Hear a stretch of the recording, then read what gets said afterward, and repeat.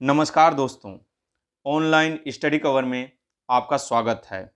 दोस्तों, UP triple S C PET 2023 की बेहतरीन तैयारी के क्रम में आज हम लोग रोजगार विद अंकित सर का प्रैक्टिस सेट नंबर 10 कंप्लीट करने वाले हैं। इससे पहले के वीडियो यदि आपने नहीं देखे हैं तो प्लेलिस्ट में जाकर उसे जरूर देखिए और चैनल को सब्सक्राइब कर लीजिए। तो चलिए शुरू करते हैं। आज का पहला क्वेश्चन कौन सा है? तो भारतीय पुरातत्व सर्वेक्षण के पहले महानिदेशक कौन थे? तो भारतीय पुरातत्व सर्वेक्षण के पहले महानिदेशक कौन थे? तो अलेक्जेंडर कनिंघम थे। कौन थे? Alexander Cunningham. और सर जॉन मार्शल के निर्देशन में हड़प्पा सभ्यता की खुदाई शुरू हुई थी। ठीक है, किसके निर्देशन में? तो सर जॉन मार्शल के निर्देशन में हड़प्पा सभ्यता की खुदाई क्या हुई थी? शुरू हुई थी। ठीक है। और लॉर्ड कर्जन, यह लॉर्ड कर्जन 1905 के यह बंगाल विभाजन से संबंधित है। किससे? बंगाल विभाजन से संबंधित थे लॉर्ड कर्जन। ठीक है, आगे चलें। नेक्स्ट क्वेश्चन है, पुरुष सूक्त किस वेद का मंत्र संग्रह है? तो पुरुष सूक्त किस वेद का मंत्र संग्रह है? तो यह ऋग्वेद का। किसका? ऋग्वेद का। ऋग्वेद यह हमारा सबसे पुराना वेद है, सबसे प्राचीनतम या सबसे पुराना वेद है। इसमें 10 मंडल हैं। कितने मंडल हैं? 10 मंडल हैं। 1028 सूक्त हैं। कितने सूक्त हैं? तो 1028 सूक्त हैं और 10,462 ऋचाएं हैं। क्या हैं? 10,462 ऋचाएं हैं। ठीक है। सामवेद, सामवेद को यह संगीत का जनक कहा जाता है। क्या कहा जाता है? भारतीय संगीत का जनक किस वेद को कहा जाता है? तो भारतीय संगीत का जनक सामवेद को कहा जाता है। यजुर्वेद, यह यजुर्वेद यह यज्ञ संबंधी विधि विधान से संबंधित है। यज्ञ संबंधी विधि विधान से यह संबंधित है। और गद्य और पद्य दोनों में, गद्य और पद्य दोनों में संकलित वेद है ये। कौन सा? यजुर्वेद। कौन सा वेद गद्य और पद्य दोनों में संकलित है? तो यजुर्वेद गद्य और पद्य दोनों में संकलित है। अथर्ववेद, अथर्ववेद जादू टोना से संबंधित है। किससे? जादू टोना और तंत्र मंत्र से संबंधित है। जादू टोना तंत्र मंत्र से संबंधित है अथर्ववेद। और अथर्ववेद को छोड़कर यजुर्वेद, सामवेद और ऋग्वेद को मिलाकर वेद त्रयी कहा जाता है। क्या कहा जाता है? वेद त्रयी।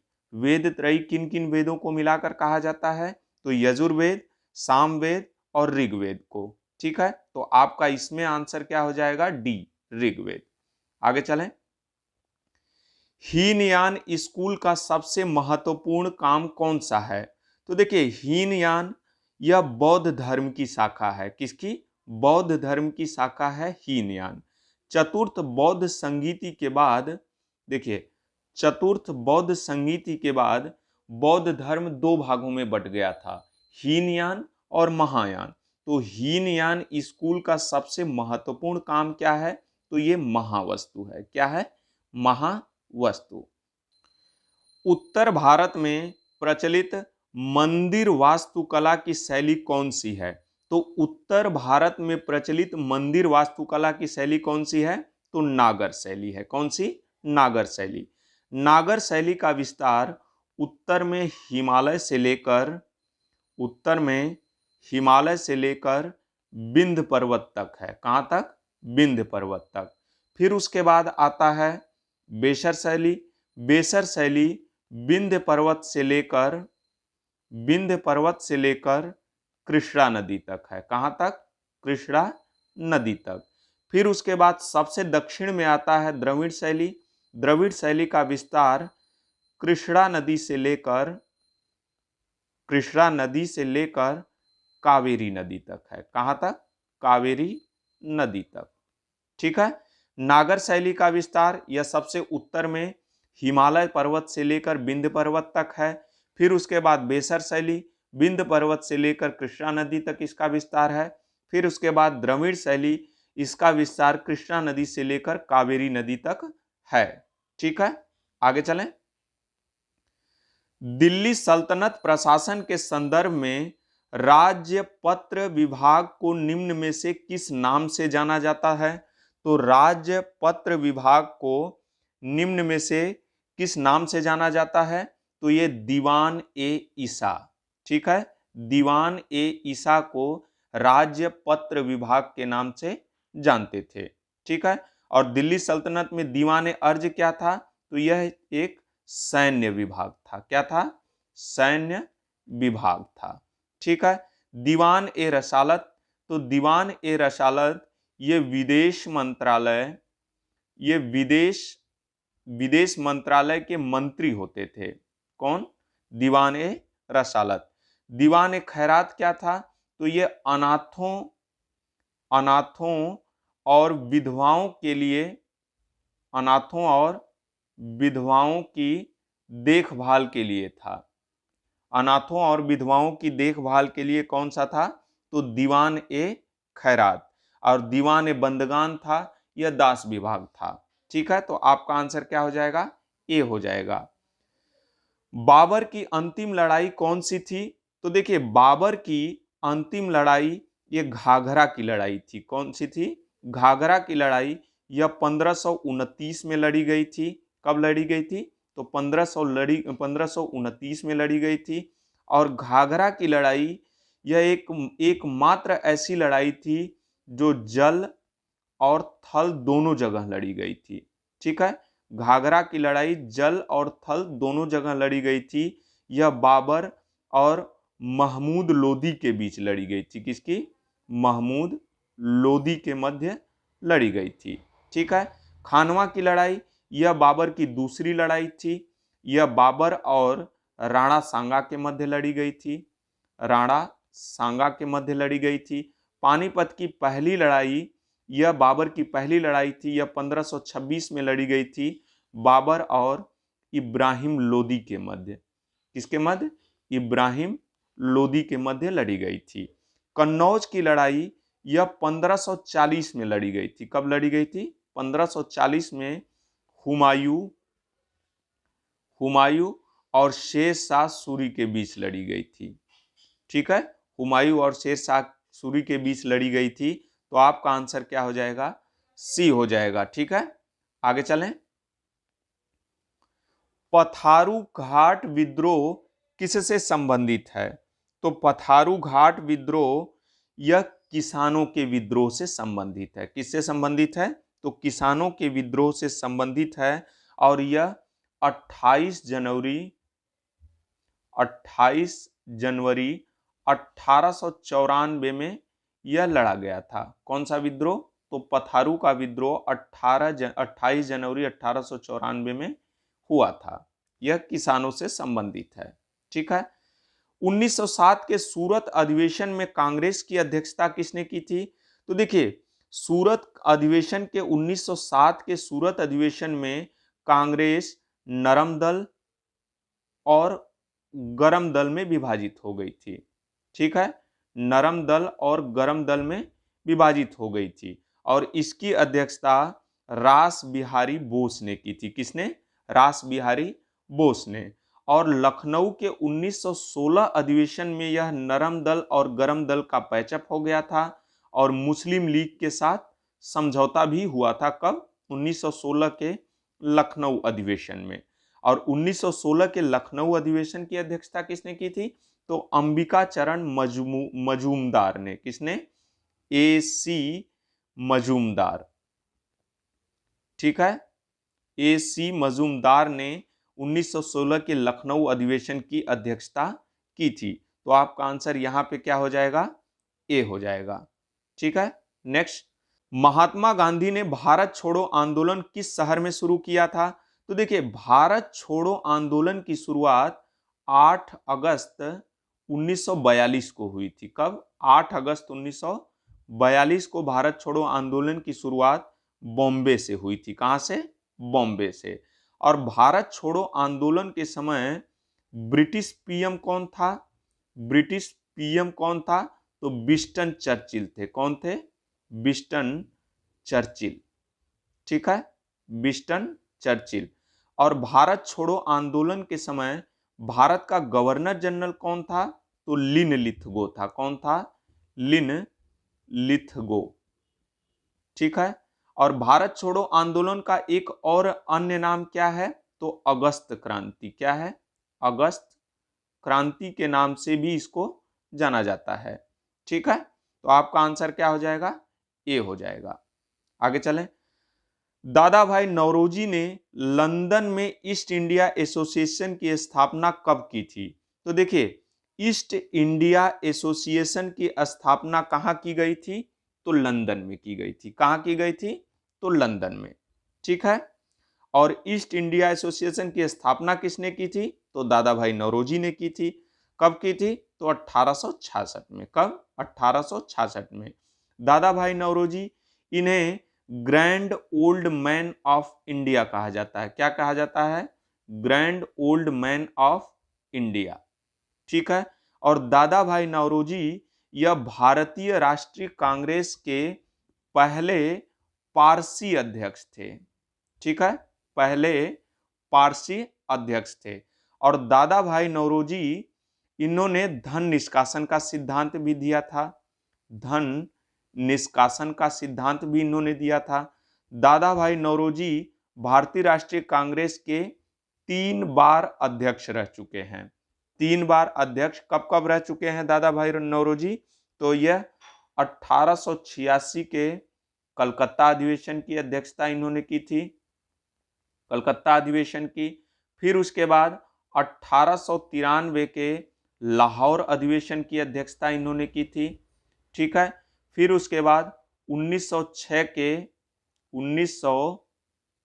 के कलकत्ता अधिवेशन की अध्यक्षता भी इन्होंने की थी। 1886 कलकत्ता अधिवेशन की अध्यक्षता इन्होंने की थी। 1893 में लाहौर अधिवेशन की अध्यक्षता की थी। 1906 के कलकत्ता अधिवेशन की अध्यक्षता इन्होंने की थी। ठीक है। और ब्रिटिश हाउस ऑफ कॉमन्स में चुने जाने वाले यह पहले व्यक्ति थे। ठीक है, आगे चलें। विश्व का सबसे बड़ा द्वीप समूह कौन सा है? तो विश्व का सबसे बड़ा द्वीप समूह ग्रीनलैंड है। कौन सा? ग्रीनलैंड। और विश्व का सबसे बड़ा नदी द्वीप कौन सा है? सबसे बड़ा नदी द्वीप कौन सा है? तो माजुली। कौन सा? माजुली। ठीक है। और एशिया का सबसे बड़ा द्वीप कौन सा है? एशिया का सबसे बड़ा द्वीप बोर्नियो द्वीप है। कौन सा? बोर्नियो। ठीक है, बोर्नियो द्वीप एशिया का सबसे बड़ा द्वीप है। आगे चलें। मृदा की अम्लीय प्रकृति किसकी उच्च सांद्रता द्वारा दर्शाई जाती है? तो यह हाइड्रोजन की सांद्रता द्वारा। किसके द्वारा? हाइड्रोजन की सांद्रता के द्वारा दर्शाई जाती है। ठीक है, आगे चलें।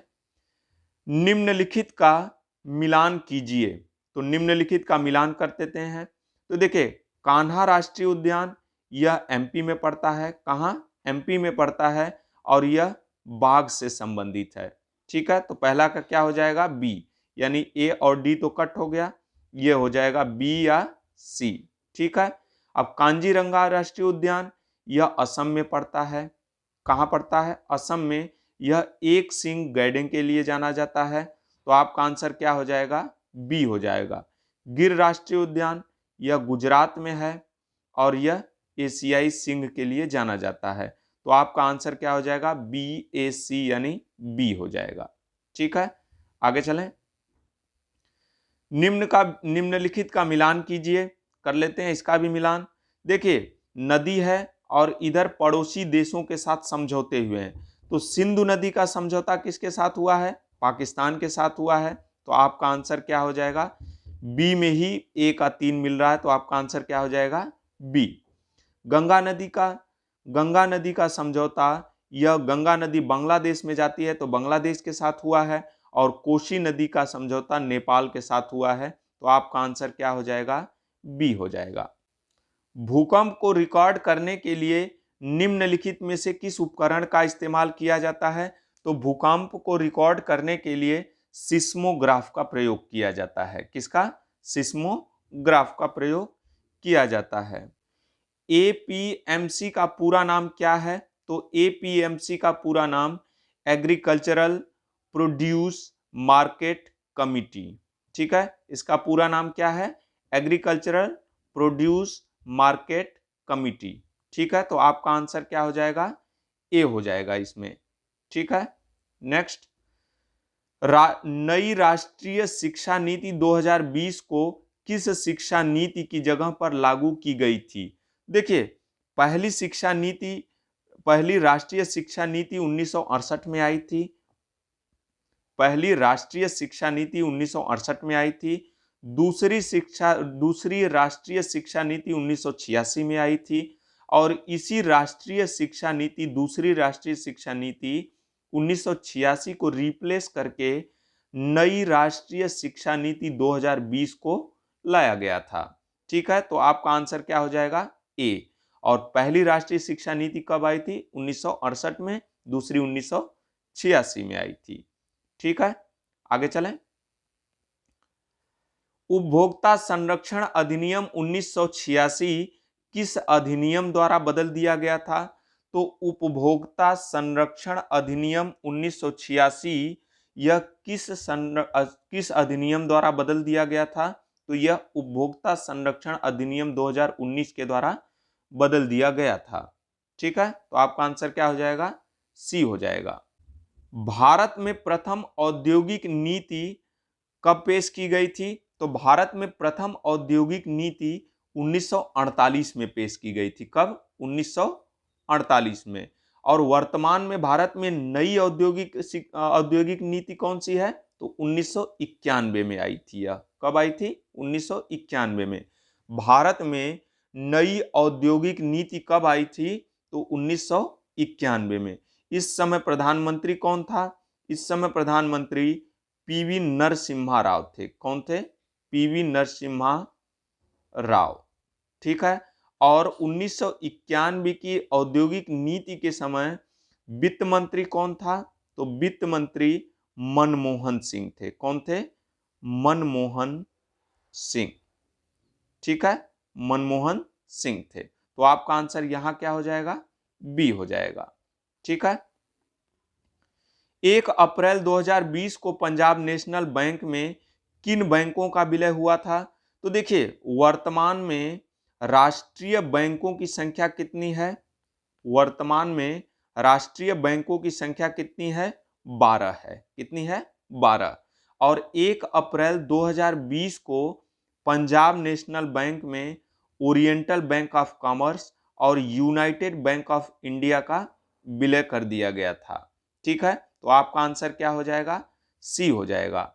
ठीक है, नेक्स्ट, राष्ट्रपति द्वारा राज्यसभा में कितने व्यक्ति मनोनीत किए जाते हैं? तो राष्ट्रपति द्वारा राज्यसभा में 12 सदस्यों को मनोनीत किया जाता है। और लोकसभा में कितने सदस्यों को मनोनीत किया जाता है? तो 2 सदस्यों को। ठीक है, लोकसभा का सदस्य बनने के लिए न्यूनतम आयु कितनी होनी चाहिए? तो 25 वर्ष। कितनी? 25 वर्ष होनी चाहिए।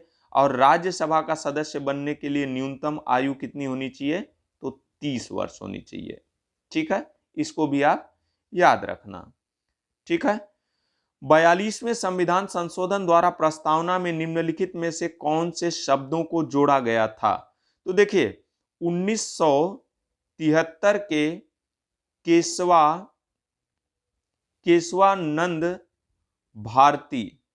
केशवानंद भारती बनाम केरल केश। ठीक है, 1973 में केशवानंद भारती बनाम केरल केस के संदर्भ में संविधान ने यह माना था कि प्रस्तावना संविधान का अंग है और इसमें संशोधन किया जा सकता है। और इसी बेस पर 42वें संविधान संशोधन 1976 में प्रस्तावना में संशोधन करके समाजवादी, पंथ निरपेक्ष और अखंडता जैसे शब्द जोड़े गए थे। ठीक है, तो आपका आंसर क्या हो जाएगा? बी हो जाएगा। नेक्स्ट, निम्नलिखित में से कौन सा कथन सत्य है? तो निम्नलिखित में से कौन सा कथन सत्य है? तो देख लेते हैं। भारतीय संविधान में मूल रूप से आपात उपबंध नहीं थे, ये गलत है। ठीक है, भारतीय संविधान में मूल रूप से आपात उपबंध थे। ठीक है, तो ये गलत हो गया। मूल संविधान में अनुच्छेद 352 से 360 तक आपात उपबंधों का प्रावधान है, ये सही है। ठीक है, आपात उपबंधों का प्रावधान अनुच्छेद 352 से 360 में है, बिल्कुल सही है। आपात उपबंध फ्रांस के संविधान से उद्धृत है, तो यह फ्रांस के संविधान से नहीं है। ठीक है, केवल 2 सत्य है। ठीक है, नेक्स्ट, जनहित याचिका यानी PIL कहां पर प्रस्तुत की जा सकती है? तो देखिए, जनहित याचिका के जनक किसको कहा जाता है? तो इसका जनक PN भगवती को कहा जाता है। किसको? PN भगवती को। ठीक है, जनहित याचिका का जनक PN भगवती को कहा जाता है और यह उच्च एवं उच्चतम न्यायालय दोनों जगह प्रस्तुत की जा सकती है। ठीक है, सूची 1 को सूची 2 से सुमेलित कीजिए, तो कर लेते हैं। देखिए, अनुच्छेद 54 यह भारत के राष्ट्रपति का निर्वाचन से संबंधित है। ठीक है, अनुच्छेद 54 यह भारत के राष्ट्रपति के निर्वाचन से संबंधित है, अनुच्छेद 54, तो ये सही है। अनुच्छेद 75 प्रधानमंत्री और मंत्रिपरिषद की नियुक्ति से संबंधित है, ये भी सही है। 155 राज्य के राज्यपाल की नियुक्ति से संबंधित है, ये भी सही है। अनुच्छेद 164 यह राज्य के मुख्यमंत्री और मंत्रिपरिषद की नियुक्ति से संबंधित है, 164। तो आपका आंसर क्या हो जाएगा? 1, 2, 3, 4, ये सभी सही सुमेलित हैं। यह सभी क्या हैं? सभी सही सुमेलित हैं, तो आपका आंसर क्या हो जाएगा? ए हो जाएगा। ठीक है, क्या हो जाएगा? ए हो जाएगा। नेक्स्ट, आगे चलते हैं। निम्नलिखित में से कौन सा सुमेलित नहीं है? इनमें से कौन सा सुमेलित नहीं है? तो देखिए, डेसिबल ध्वनि की प्रबलता की इकाई है, बिल्कुल सही है यह। अश्वशक्ति शक्ति की इकाई है, यह भी सही है। समुद्री मील नौ संचालन में दूरी की इकाई है, यह भी सही है। सेल्सियस यह उष्मा की इकाई नहीं होती, देखिए उष्मा की SI इकाई होती है जूल। क्या होती है? जूल। और सेल्सियस किसकी इकाई है? तो यह तापमान की इकाई होती है। किसकी? तापमान की। तापमान की इकाई क्या होती है? तो सेल्सियस होती है।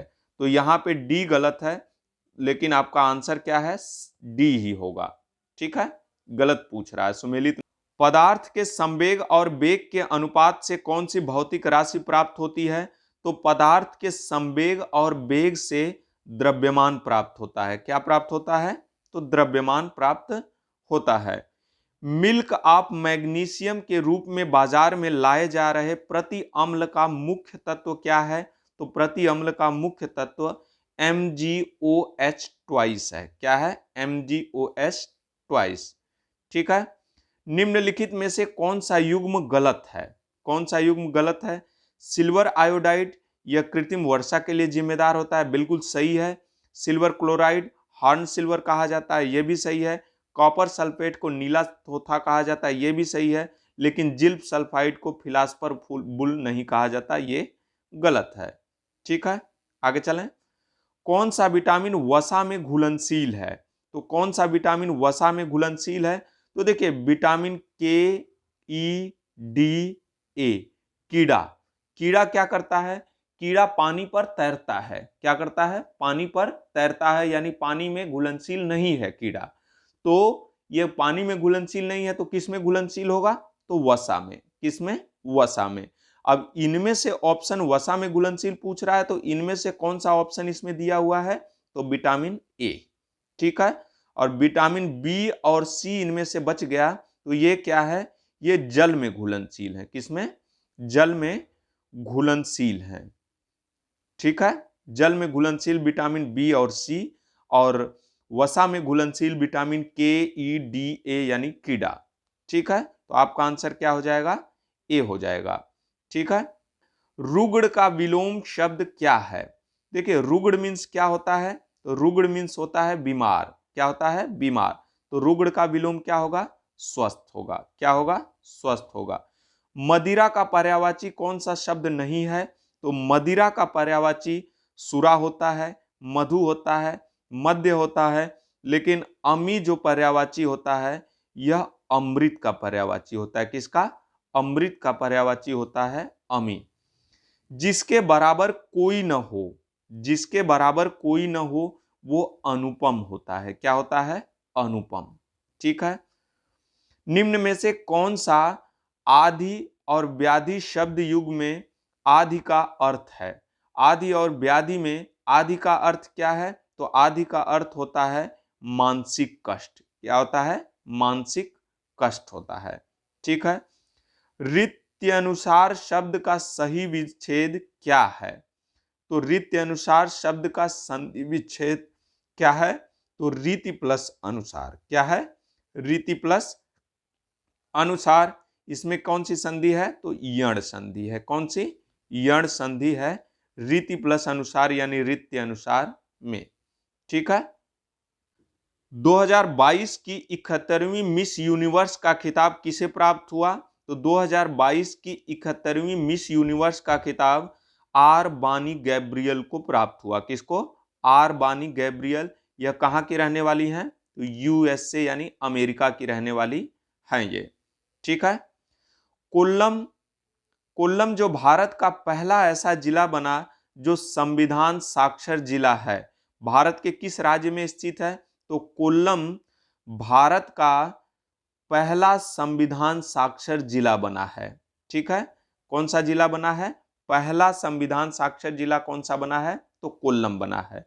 कोल्लम कहाँ स्थित है? तो केरल में। कहाँ? केरल में स्थित है। 12वां विश्व हिंदी सम्मेलन 15 से 17 फरवरी 2023 को किस देश में हुआ? तो 12वां विश्व हिंदी सम्मेलन कब हुआ? 2023 में। कहां हुआ? तो फिजी में हुआ। कहां? फिजी में। ठीक है। कोप इंडिया वायुसेनाओं का द्विपक्षीय संयुक्त प्रशिक्षण अभ्यास भारत ने किसके साथ किया? तो कोप इंडिया वायुसेनाओं का द्विपक्षीय अभ्यास यह किसके मध्य हुआ? तो भारत और अमेरिका के मध्य। किसके मध्य? भारत और अमेरिका के मध्य हुआ है। विश्व प्रेस स्वतंत्रता सूचकांक 2023 में भारत का स्थान क्या है? तो विश्व प्रेस स्वतंत्रता सूचकांक में भारत 161वें स्थान पे है। किस स्थान पे? 161वें स्थान पे। आईसीसी विश्व कप के ब्रांड एम्बेसडर किसे बनाया गया है? तो आईसीसी विश्व कप का ब्रांड एम्बेसडर शाहरुख खान को बनाया गया है। किसको बनाया गया है? तो शाहरुख खान को। उत्तर प्रदेश सरकार की कौन सी योजना उत्तर प्रदेश को दुग्ध विकास एवं दुग्ध उत्पादन के क्षेत्र में अग्रणी राज्य बनाने से संबंधित है? तो यह नंद बाबा मिल्क मिशन। कौन सा है? नंद बाबा मिल्क मिशन योजना से संबंधित है ये। राष्ट्रपति भवन के ऐतिहासिक मुगल गार्डन का नाम क्या किया गया है? तो राष्ट्रपति भवन के ऐतिहासिक मुगल गार्डन का नाम बदल करके अमृत उद्यान रख दिया गया है। क्या रख दिया गया है? अमृत उद्यान रख दिया गया है। क्रिस हिपकिंस किस देश के नए प्रधानमंत्री चुने गए हैं? तो क्रिस हिपकिंस यह न्यूजीलैंड के नए प्रधानमंत्री चुने गए हैं। किसके? न्यूजीलैंड के। 5वें खेलो इंडिया यूथ गेम्स में पदक तालिका में पहले स्थान पर कौन सा राज्य रहा? तो पदक तालिका में 5वें खेलो इंडिया यूथ गेम्स में पदक तालिका में पहले स्थान पे महाराष्ट्र था। कौन सा राज्य? महाराष्ट्र था। निम्नलिखित में से किस लेखक ने ट्रेन टू पाकिस्तान पुस्तक लिखी है? तो ट्रेन टू पाकिस्तान पुस्तक यह खुशवंत सिंह ने लिखी है। किसने? खुशवंत सिंह ने लिखी है। ठीक है।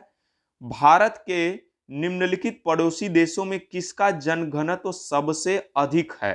तो भारत के निम्नलिखित पड़ोसी देशों में किसका जनघनत्व सबसे अधिक है? तो बांग्लादेश का। किसका? बांग्लादेश का। और भारत सबसे ज्यादा लंबी सीमा इसी बांग्लादेश के साथ 4096.7 किलोमीटर साझा करता है। ठीक है। उत्तर प्रदेश में लुप्त प्रायः वन्य जीवों का प्रजनन केंद्र कहाँ स्थापित किया गया है? तो ये लखनऊ में किया गया है। कहाँ? लखनऊ में किया गया है। ठीक है। डायमंड हार्बर और साल्ट लेक सिटी कहाँ स्थित है? तो डायमंड हार्बर और साल्ट लेक सिटी ये कोलकाता में स्थित है। कहाँ स्थित है? कोलकाता में। ठीक है। ऐतिहासिक भग्नावशेषों के लिए प्रसिद्ध हम्पी कहाँ स्थित है? तो ऐतिहासिक भग्नावशेषों के लिए प्रसिद्ध हम्पी यह कर्नाटक में स्थित है। कहाँ? कर्नाटक में। कर्नाटक का एक जिला है यह हम्पी। ठीक है।